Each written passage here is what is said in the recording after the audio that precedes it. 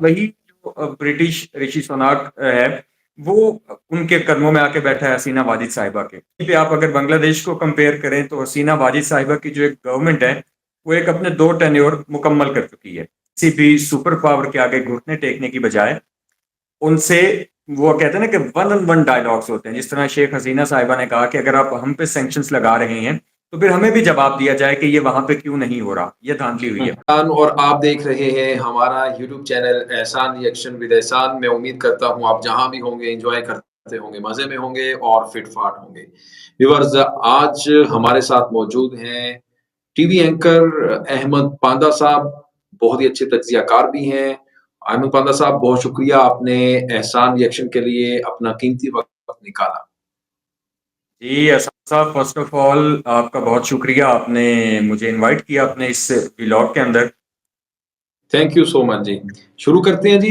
पहला सवाल आपकी तरफ, बताइएगा बांग्लादेश हमसे इतना आगे क्यों निकल गया है? क्या वजह है? इसकी वजूहात क्या है? अच्छा, मतलब आप बेसिकली पाकिस्तान और बांग्लादेश का कंपैरिजन चाह जी, रहे जी। हैं। जी, जी। तो इसमें कुछ पॉइंट्स हैं। सबसे पहली बात है, पाकिस्तान और बांग्लादेश की बात नहीं है, कोई भी जो मुल्क है उसकी तरक्की के लिए जो सबसे पहला पॉइंट है वो है वहां पर पॉलिटिकली स्टेबिलिटी का होना। ठीक। पाकिस्तान के अंदर हम देख रहे हैं मुसलसल पॉलिटिकल इंस्टेबिलिटी है। हुँ। मतलब आप कोई भी गवर्नमेंट नहीं देख रहे जो 3-4 साल से ज्यादा जिसने स्टे किया हो या जो 3-4 साल से ज्यादा चल सकी हो।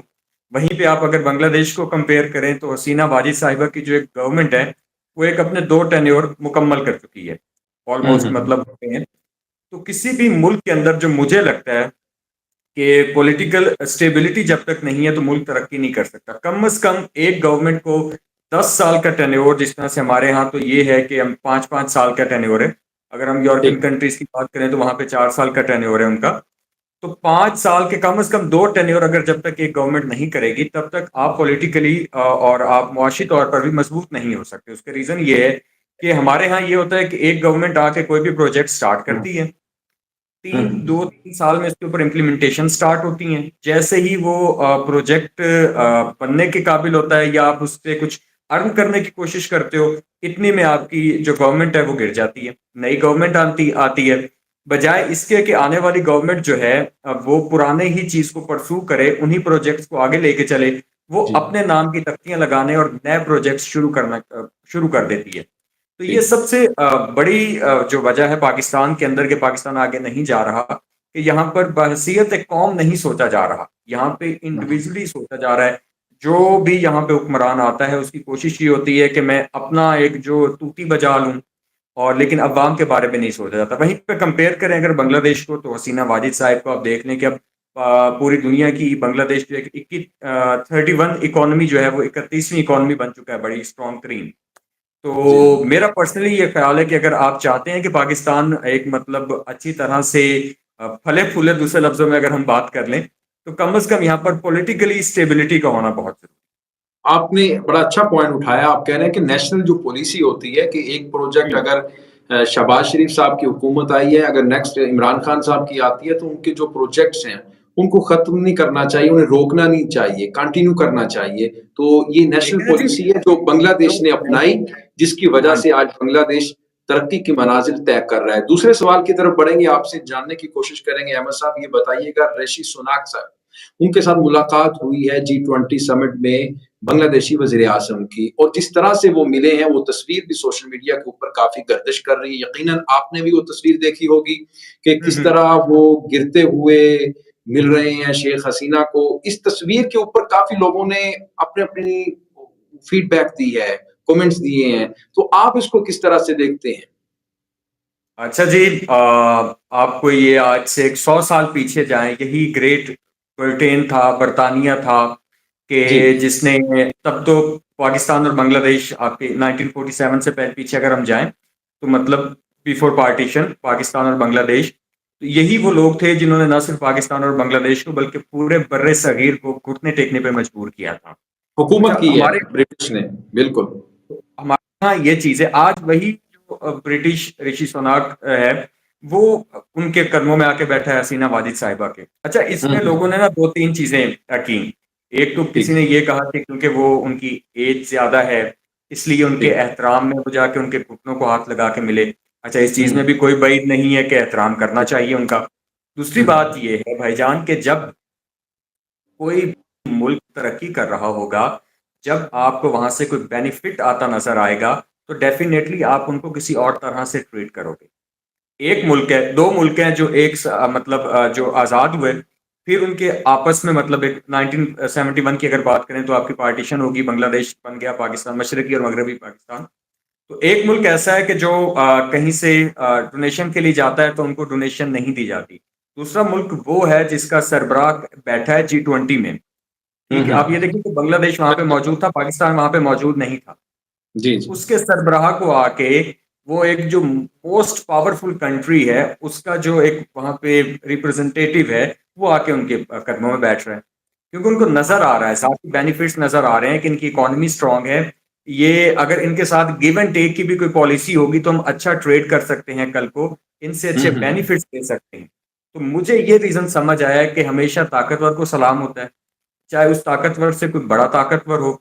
जब उसको अपने बेनिफिट्स किसी के साथ जुड़ते नजर आते हैं तो फिर वो घुटनों को भी हाथ लगाते हैं और वो फिर पाँव को भी हाथ लगाते हैं। बिल्कुल, आपने ठीक कहा। इसी में मैं ऐड करना चाहूँगा अहमद साहब, देखें जी जी। सबसे ज़्यादा जो एक्सपोर्ट्स है वो बर्तानिया को और यूरोपीय यूनियन को ही कर रहा है बांग्लादेश आफ्टर अमेरिका। करेक्ट। तो मेरे ख़्याल में ये उनको पता है कि जो बहुत बड़ा गारमेंट्स का एक्सपोर्टर्स है बांग्लादेश और बहुत बड़ी फास्टेस्ट ग्रोइंग इकोनॉमी भी है। यही वजह है कि उनको पता है कि आने वाले दिनों में हमें इनके साथ कुछ ना कुछ पड़ सकता है और हमें चेंजिंग कर सकती हैं और एक्सपोर्ट्स इम्पोर्ट्स का तबादला कर सकते हैं, एक्सचेंज कर सकते हैं, सारी बिल्कुल। बात है। अच्छा, अब मैं आपसे एक और सवाल पूछना चाहूँगा कि एक तो जो बाइडेन के साथ सेल्फी बड़ी वायरल हुई है, शेख हसीना की G20 समिट में। लेकिन अब शेख हसीना गई हैं अमेरिका, ठीक है। तो वहाँ पर अमेरिका ने पाबंदी लगा दी है वीज़े के ऊपर। जो अवामी पार्टी है ना शेख हसीना की हुकूमत की, उसके ऊपर उन्होंने कहा जी इनके ऑफिशियल्स के ऊपर हम पाबंदी लगाते हैं, सैंक्शन लगाते हैं वीज़े की, क्योंकि ये फ्री एंड फेयर इलेक्शन ही नहीं करवाते बांग्लादेश हम्म। में। तो फिर शेख हम्म। हसीना थी वहीं पे अमेरिका, न्यूयॉर्क में यूनाइटेड नेशन के इजलास में।